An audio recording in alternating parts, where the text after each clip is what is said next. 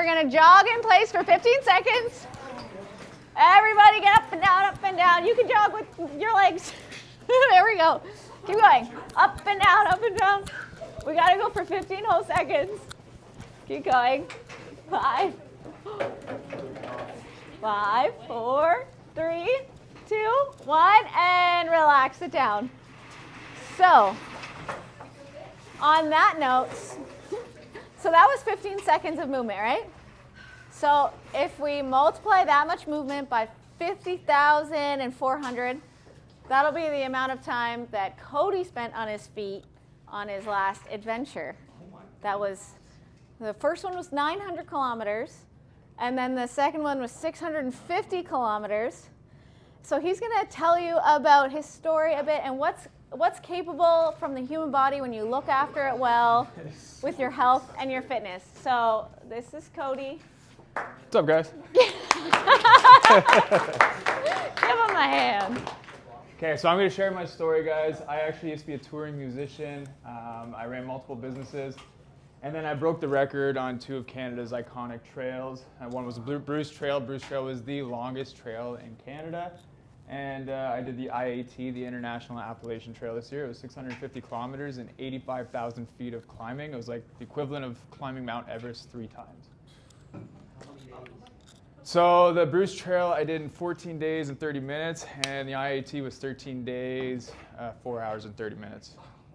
So the Bruce Trail I had 1 record to beat, and then the IAT I was actually the first and only person to do it unsupported. So I'm going to talk to you guys about that and what all that means. But first I wanted to ask, does anyone play music here? Any musicians? What do you play? Nice. Drums? Him too. Sick, man. How long have you been playing for? About 2 years. Good for you. Yeah, I started playing when I was 12 years old. What about you? Clarinet. Clarinet, sweet, man. Anyone else? What do you play? Clarinet and piano. That's awesome. Good for you guys. Yeah, music, guys. I started playing at 12 years old, and this was a dream that was. It was a real big passion of mine.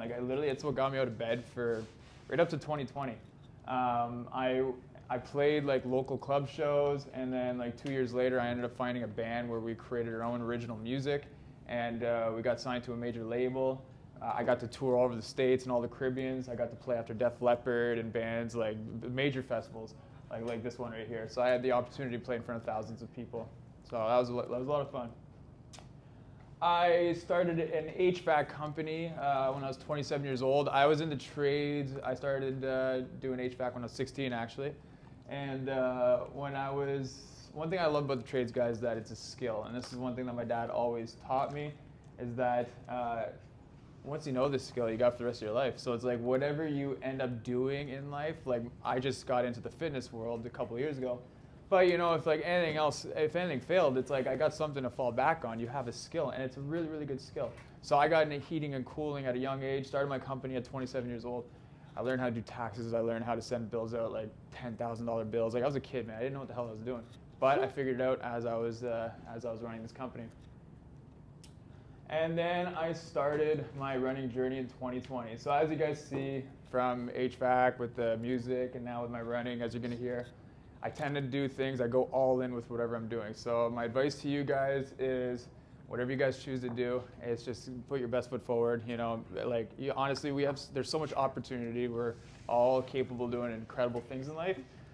So that's kind of what I did, man, with music. It's just I was so laser focused on music, and I went from playing friggin' in my parents' basement and playing in front of thousands of people after Def Leppard, And then with running, I got into it at 2020. I went from not even being able to run 5K to running 40K 2 months later.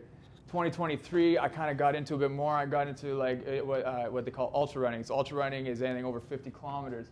And then I ended up running the Atacama Desert with my now coach, Ray Zahab. So all these photos right here, guys, this is not from Google. This is actually me in the desert in Chile.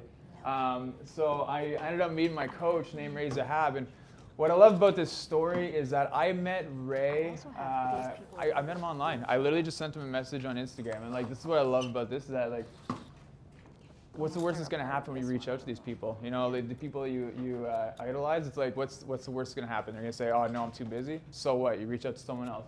So I reached out to Ray, and he took me under his wing, and he's been coaching me ever since. I got to run the Atacama Desert with him. That's one of my favorite photos of me in the sun there. This is the biggest sand dune. It literally kept going. It's the biggest sand dune in Chile, and this is where I was introduced to the Bruce Trail in 2023. So the Bruce Trail, like I said, the 2 records that I hold, they're both unsupported. And what unsupported means is I have to bring all my own nutrition. I have to filter water out of natural sources, so I'm like filtering out of puddles in the ground. I have to sleep on trail. So my backpack weighed 54 pounds. You know, I just said I was climbing Mount Everest like 3 times. Well, I have to carry that. I have to carry all my weight and do all that climbing plus all that distance. So as you can imagine, there's a lot of strength training that goes into this, a lot of preparation that goes into this. As my journey goes on, every day I would lose 2.5 pounds because like my nutrition weighed 2.5 pounds each day. And then, so yeah, the Bruce Trail, what I love about this whole story too is that after Atacama in 2023, I told my coach, I'm like, yo, I'm gonna do this Bruce Trail, I'm gonna do it next year. And my coach is just like, you have no experience. You're like, you need a couple more years to like get that experience. I'm like, well, you don't know me. Like I kind of get laser focused on everything I do. Like I'll get it done sort of thing. So I bought all that equipment. That year, and I had like 5 weekends to train for this Bruce Trail. I'd never even done an overnight adventure before. So I started, like I had the 5 weekends, got some training. Then I went to Tobermory and scoped out that area, and I did my first like multi-day adventures, 4 days. And then 2 weeks after that, I ended up doing the Bruce Trail. What's up? So did you drop everything and just go running? Or were you like working, doing your business? That's a good question. So the Bruce Trail, that year, so I ran my HVAC company to about 2 years ago. When I did the Bruce Trail, I was doing in-person training, like personal training. Now I run an online business with my wife, so it's totally, online. What's up, bro? How much weight and stuff did you burn doing the trail? Yeah, I'm gonna get to that. This whole story gets more interesting. So the whole point of this, guys, is like you'll figure things out as you go along the trail. Because I didn't have any experience on the Bruce Trail, I didn't know how to properly strap on my backpack and stuff. I ended up like chafing on my back. I put that tape on day 4. The whole adventure is 2 weeks long, so that tape stayed on my back the entire time. My shoes fell apart, but they're a brand called Norda. They're a Canadian company. I just had to share this post because it went pretty viral, and this post ended up getting in contact with a lot of athletes that I used to look up to, and now they're following me. So it's a pretty crazy world that we live in with social media. This picture here was actually whenever I scoped out Tobermory. A lady actually that's a client of ours, and she's been a client for a year now. She took this picture, and I met her on that trail. And this photo was all over CBC News. They shared my story, and then whenever I got on the Bruce Trail, it was shared. So to your question there, how many calories did I burn and stuff? The reason why I kind of saved that because this is kind of where I got pretty wild. I ended up going the last 100 miles, so 160K without any food. I ran out of food, and I did a 50-hour push with no sleep and no food. So I ended up losing like 30 pounds. And I know I'm saying nutrition is everything, and that's what I mean. It is everything. But you know what? The human body is capable of doing so much. I pushed through 50 hours, man, with just a couple of dirt naps. Basically what I'd do is I put my phone on my chest. I'd set a 10-minute timer, and I'd wake up with 7 minutes left on my timer every time, and I'd just keep going. So I'd take these dirt naps and just, it was wild. There's rattlesnakes out there too where I was at, and I was tripping over the rattlesnakes with my poles and stuff. It was cool. So whenever I finished the trail, I met my parents at 3:30 in the morning, and then this is the trail. It ran from all the way from Niagara Falls all the way to Tobermory, and man, we ended up getting the course record for unsupported. They shared my story. That was my first slice of pizza when I got back to the hotel after 50 hours. You can see my face; I was completely gone. Seeing my wife for the first time. She's over there, Franny. She's seeing my wife for the first time in 2 weeks. And man, that was my first adventure. And now we're gonna get into the adventure that I did this year. And I just did this unsupported as well in August. And like I said, I set the record for this one. No one's ever done it ever before unsupported, to our knowledge. So I went out there and did it in 13 days, 4 hours and 30 minutes. What's up? How do you keep yourself entertained? Do you listen to music all the time? Dude, honestly, that's a great question. You're so engaged. That's what I love about trail work. I got into road running, but road running to me is really kind of honestly boring. Yeah, and with the trails, you know, there was more moose than people out there. Like, it's so much climbing. It's the trails are so technical, so you're so engaged with every footing. So it's a totally different experience. You're just engaged with the trail itself. Yeah, what's up? Since it's different than road running, do you have like a split you needed to hit every day? No, man, because it's so long. It's just like it's an endurance thing, man. Like, there's some moments where you feel great, and then there's some moments you're like crying. You're like wondering where the hell you are. You know what I mean? It's a trip, man. I'm telling you, it's a total trip. But you come out of it a different person. Like, I love these things, man. I got into it a couple of years ago, and it's like I don't know if you guys follow David Goggins at all, but yeah. So David Goggins has this line where he's like, you know, you do a 100-mile race and you gain like 7 years of life experience. And like, I truly believe in that, man, because when I come out of this, I come out of a different person. So always learning, always a learning mindset. I learned versus I failed. This is really important to me because before the Bruce Trail, I actually went and saw a therapist. I'd never seen a therapist before, but I was worried about like, if I didn't get the job done, I'm like, I didn't want to spiral out of control. And he basically just told me, he's like, you know, if you don't get it done, it's just like, you're going to learn from that experience. You're just going to go back the year after and you'll get the job done. So it's like, it's never I failed. It's like, I learned from these experiences. And then of course, nutrition and exercise, like I train every day. It's just part of my lifestyle now.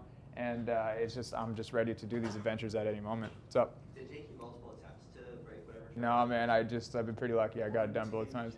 Yeah, and I had no experience, dude. I just went out there. I was like literally, I went out there on the Bruce Trail realizing after day 2, I don't need to wear socks in my shoes because socks gave me blisters. So like little things like that. I had like 3 pairs of socks. Next thing you know, I'm not wearing socks at all. You know what I mean? Day 2, I chafed up so bad in my groin area because like of rain. I didn't like lubricate properly because you have to lubricate when you do these super long distances. And I remember like for the first 4 or 5 days, I was like running like this. So it's like, yeah, man, I learned a lot from these adventures just from getting out there. Learning on the fly, man. It's like, that's how I did everything in life. I did it when I was a musician. I did it when I was in HVAC. And I did it now as an endurance athlete.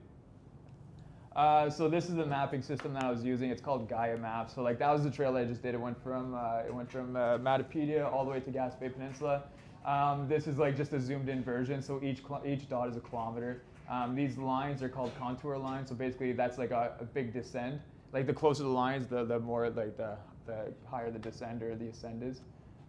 So yeah, just like that was the mapping system I was using. Yeah, question?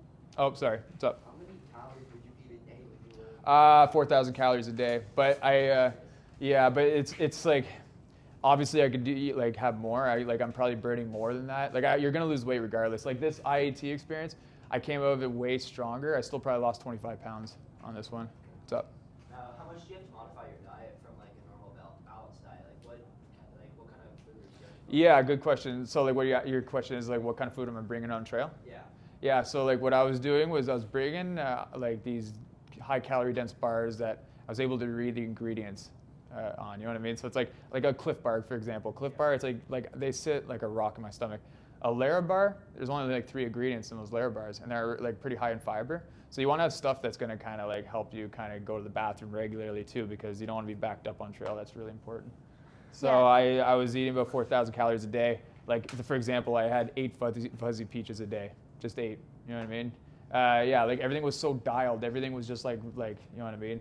I had everything dialed to like, you know, how much things weighed and, you know what I mean? I made sure like I had the amount of calories and fats and whatever carbs that I need. What's up? What was your water intake? How much you Well, water was different, man, because like that's what I'm gonna get to on this trail. Like there's 2 weeks on this trail where I would go 8 hours without drinking water because I couldn't find water. You So had I'm to like moving filter for it that all long, and I'm from like so puddles and dehydrated. stuff. I'm like got salt's caked to my skin, and I'm like I'm not drinking any water. would be too heavy, 'cause You can't. Yeah, I have to filter on trail. So it's like if there's a dirty puddle on the ground, it's like I'm filtering with my little hand pump, and I'm just like, yeah, take me like 20 minutes to fill up a bottle or something, you know. So this was very interesting on the last trail. The last trail, the IAT that I just did. There was cabins on trail, but because it was unsupported, I couldn't use these cabins. So like on the next 2 slides, Fran's gonna show you the inside of the cabin. Gorgeous fireplace. The next slide, there's even bunk beds and they got mattresses. But because I did unsupported, I wasn't allowed to use in the cabin. And the biggest takeaway on this one is that like I could have slept in these cabins. I could have lied about it. But you know, I have to live with these decisions for the rest of my life. So that's really important to know that whatever you choose to do in life, just make sure that you're going to be able to go to bed at night and be able to sleep on whatever decision you made, and you're proud of person you are. You know what I mean? So that was me, like with the tent. I literally set up my tent right near the cabin because it was the only flat part of the trail. So this was pretty wild. The first 6 hours, I ended up breaking my trekking pole. You need trekking poles when you're climbing at Mount Everest 3 times. So I broke my trekking pole, found a piece of stick. That stick stayed with me the entire trip. That's on my wall now at home. I had to keep that one. I had black flies were killing me. I had this rag hanging off my hat, and then my shoe was falling apart. And day 4, day 5, I had to tape the toe box. Adapt and overcome. You know what I'm saying? I cut my leg day 2 in the morning. I took that picture in grade 10. Grade 10. I took that picture at day 10. I took that picture in day 10. And I thought I was infected. I sent that picture to Franny, and I'm like, I remember I called her. The picture goes through, and she's like, "Oh my God!" And I'm like, I just dropped to my ground. I'm like, I thought I was done. I thought I was infected. She ended up sending it to her uncle that was a doctor, and she said it was infected, so I was good to go. What's up? How did you take pictures? My phone. I have my phone with me. I need my phone because I need it. That's how I navigate. Like all that Gaia Maps was just showing you there. That's how I navigate. So I actually bring a power bank with me so I could charge my phone. And because I'm pretty big on social media and stuff too, I try to take 1 video a day to kind of document the journey, and I post it on my Instagram stuff after. What's up? How'd you deal with signal, like areas where there's just dead signal? Yeah, there was no signal. Like there was days where there was a lot of times where I wouldn't talk to Franny. Satellite GPS, so we could track if you. Yeah. I don't know if you guys heard of a Garmin InReach, but like basically any adventure, they have like this satellite, like so you get if I was to hurt myself, I had no signal, I'd hit SOS and helicopter would come get me. So I had a couple of moose experiences. These are really bad pictures because I took a screenshot of a video, but basically I had one that was about 50 yards away, and it was running away. It was like ripping down trees. It was a big bull moose. You could see the rack on it, and then like I thought I could scare it. I just like shouted at it, and then it stopped dead in its tracks, and it like looked at me, and the hair was standing on the back of the neck. And but then I stood there for like 10, 15 minutes, got behind this tree, and then I had to keep going because it was getting late at night, and I had to go like find a place to camp out. So I ended up taking the trail. It went exactly towards the moose. I took a hard right and then went up the mountain. But like moose could smell for like a couple of miles. So, and I was like making food every night before I went to bed. So I ended up having to hike even longer to find a camp spot. And I ended up sleeping on top of a mountain that night. And that was crazy too because it was so cold every night. Like it was in middle of August, middle of summer, and it was dropping down to single digits because I was like up in elevation. And you'll see those photos soon. Another moose, I was coming out down this gravel road, 200-foot cliff on my right, you can't really see it, and then there was another rock wall over here, so I had nowhere to go. This moose is like right in front of me. I had to we were like kind of chasing each other. Thankfully he was running away. What's up? Did you get like lost that one? Yeah, this trail I did. Bruce Trail was not so bad. It was pretty easy to navigate, but the IAT was pretty hard, and yeah, I definitely did get lost. I couldn't really navigate at night, which the Bruce Trail, I was doing like 16-hour pushes. I was getting up at like 3 in the morning and going to bed at 8, 9 o'clock. Like I said, I did a 50-hour push on the Bruce Trail. I couldn't do that in the IAT. It was so technical that it was just like I had to kind of navigate. Like this was navigating through. That's the actual path. You know what I mean? So like this is the actual path. I'm gonna have Frank kind of. So this is before I got to the mountain range. So like this was like considered the easier sections. Now I'm getting to the mountain range. So like I'm climbing all these mountains. Like look at all the rocks I gotta navigate through. You know what I mean? So it's like I'm already like 7 days into the adventure, and I gotta navigate through rocks like this with like 40 pounds on my back. What's up? I guess if you'll get into it, like you're gonna talk about like recovery and post. Yeah, I could talk about that. I didn't really actually get into that, but like the last one. But no, yeah, for sure. After 2 weeks. Lots of food, man. Honestly, after the Bruce Trail, because I was so new at these things, it took me 2 months where I could feel the bottom of my feet again. Yeah, I couldn't feel the bottom of my feet for 2 months. But in the IAT, it was different because my body, it's crazy. Like, again, use David Goggins, for example. He talks about callousing the mindset, and I really believe in that. The more you push your the human potential, the more you push your body, the more your body can really adapt to like other challenges down the road. So like now that I did 900 kilometers, I know the body could do 900 kilometers. So going out and doing another 2-week adventure, 650 kilometers with 85,000 feet climbing, I know my body could do that. So it's like you're mentally, you're physically, your body just adapts. It's just like, I got out of that trail, like if you asked Franny, like I was like smiling, I'm like, hey, how's it going? I haven't seen it in 2 weeks, but everything's great, you know what I mean? After the Bruce Trail, I was completely gone, you know, like, what's up? Yeah, I had to run a 5K. It was like a charity thing like 3 days later or something like that. What's up? The one in Chile was on sand, right? Yeah, that was way nicer on the feet. But the sand was harder because like you're like it's like you're like stepping on hot coals, so it's like you're a lot more hip flexors as opposed to being on hard ground. You're kicking off. You know what I'm saying? So yeah, just a bunch of pictures just of this trail, just how hardcore it was. Oh, sorry, man. What's up? After 2 weeks, right? Even after a week, You know what, dude? It's funny though. I don't know if you guys heard of this show Alone. Well, watching this show Alone, yeah, it's a great show. I'm kind of into it right now. And these guys are going a lot longer than 2 weeks. But like, I said this to Franny. It's like, you know, like life goes by so quick. If you're gone for 2 months, 3 months, 4 months, 5 months, whatever, it's just like your life's gonna resume whenever you get back home. You know what I mean? So like 2 weeks, yeah, you got some long days, some long moments. But like, man, it's just like the crazy thing is like I'm experiencing beauty with my own 2 feet. I'm healthy. I'm capable of doing these things. If you just have a positive mindset always, you could get through these things, man, and just be happy all the way through, which I am. Because I know I'm blessed to be able to do these things. Like I there's a lot of people that wish they could do this kind of stuff, but like I'm able to do it. You know what I mean? So it's just always kind of being positive and then just flipping it whenever you do kind of feel a little low. It's so yeah, just more pictures, man. Like this trail is so crazy. It's so beautiful. There was even a patch of snow. This is in the middle of August, man. And the trail actually went right through that snow. I actually slid right here and fell down 20 feet down that snow patch. More rocks. Like these are the cairns. I had to like navigate through these cairns. Like just so nuts, man. Like trying to navigate through this. Like imagine that with 40 pounds on your back. You know what I mean? Like it's pretty hardcore. And again, like there's no water up here, so I'm like going like hours and hours and hours without getting any water. You know what I mean? So now I'm out of the Chick-Chocks, and now I'm on the coastline. And this is what's crazy. So on the end of the trail, it looks like I'm following the St. Lawrence. It looks like I'm following like a lot of water. But this is all salt water. So I couldn't filter from this. So this was actually the driest part of the course, was the last 250 kilometers. This is where I went like 8-9 hours without having any water. Like it was crazy, man. And then, you know, I remember I talked to my dad. I called my dad when I got on the coastline. He's like, oh, Cody, he's like, you're over the mountains. He's like, you got 200K. You should be done by tomorrow night. I'm like, this is what I got to navigate through. You know what I mean? Like, this is like pretty gnarly stuff. Like, it's just wet rock and it's crazy. So anyways, yeah, this is the video Franny took of me. This was pretty funny actually too. So like I finished the trail, but it was at the end of the peninsula. Doesn't matter if it plays, honestly. It was at the end of the peninsula. And I had a 4 kilometer to get back to my van. So whenever I finished the whole 2-week adventure, Fred had to come pick me up.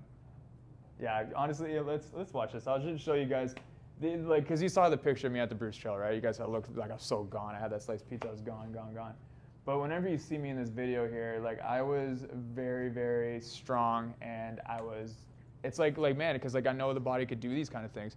So like, you know, like I said, if you do something hard, if you run a marathon, let's just say you run a marathon's going to take you 4 hours. Well, I'm telling you right now, when you do that 5K or that 10K and you're going for a fast time, it's going to feel a hell of a lot easier than doing a marathon. You know what I mean? So again, it's like I did that 900K last year. This year I went out and did this 650 kilometers. It's still 2 weeks, but I came back and I'm like, I'm meant for this shit. You know what I mean? Yeah. Like I'm built for this stuff. Yeah. Like, so yeah, man, it's that was a beautiful experience. Look at me with my stick. You know what I mean? I had that stick the entire way. It was like 15 times the weight as my trekking pole, and I found that on day 1. It was like the first 6 hours. Like, and that was the thing too, man. Like that's it, like whenever something bad happens, you have to again adapt and overcome. When I broke that trekking pole, I literally had a panic attack for 6 hours. I'm like, what the hell do I do? I can't get another trekking pole. You know what I mean? But I found this stick and I figured it out. So, anyways, these are the key takeaway. These are the key points that I want you guys to take away from this presentation. Taking a chance and reaching out to the people who are living the life you want, and surround yourself with people doing the things so your brain sees as possible. So like I said, I met my coach, Ray Zahab, at the Atacama Desert. He's been doing these crazy adventures for a very long time, and he showed me that this stuff was possible. So when I did the Bruce Trail, I didn't have any experience doing this, but I know other people did, and I was experiencing a guy like Ray that has done crazy stuff like that, and he made me realize that anything's possible. You can figure anything out. Don't let not knowing stop you. So again, like me being a musician, I reached out to guys on Kijiji to find my bandmates. When I started my HVAC company, I was 27 years old, didn't know what the hell I was doing, writing up friggin' bills, $10,000 bills. I'm like, I was a kid, man. I'm figuring these things out on the go. And then just like the Bruce Trail, no experience, went out, learned on the fly. And then always learning, I learned versus I failed. And that's one of the most important things. Next slide. So if you guys have any questions at all, I'm on Instagram, TikTok, Facebook, YouTube. It's at that handle right there. So if you guys ever have any questions or ever want to reach out about anything, I'm there for you guys. And that's what we do, man. We just kind of help people live that lifestyle. Any questions? Yeah? What am I doing next? I got another big trail in August. It's 900K, and it's like 130,000 feet climbing. So yeah, it'll be pretty crazy. What's up? When do you eat to like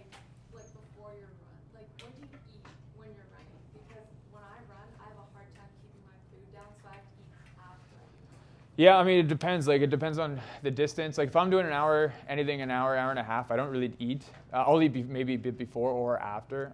If it's anything over than that, you're gonna have to learn how to eat on the go, sort of thing. Like, if you're doing like a fast marathon or fast half marathon, a lot of people like gels because they're easy to take down. If you're doing like a long, slow endurance thing, I like to eat hard foods. I find the gels, they kind of sit in my gut, and I get like this gut rot, and it just doesn't go. I don't digest it really well. Like, I'll get like acid reflux and stuff, heartburn. But yeah, everyone's different, man. That's one thing, like, you kind of have to learn, like, everyone's body's different, so it's experimenting, exactly. Any other questions? All right, guys, appreciate you.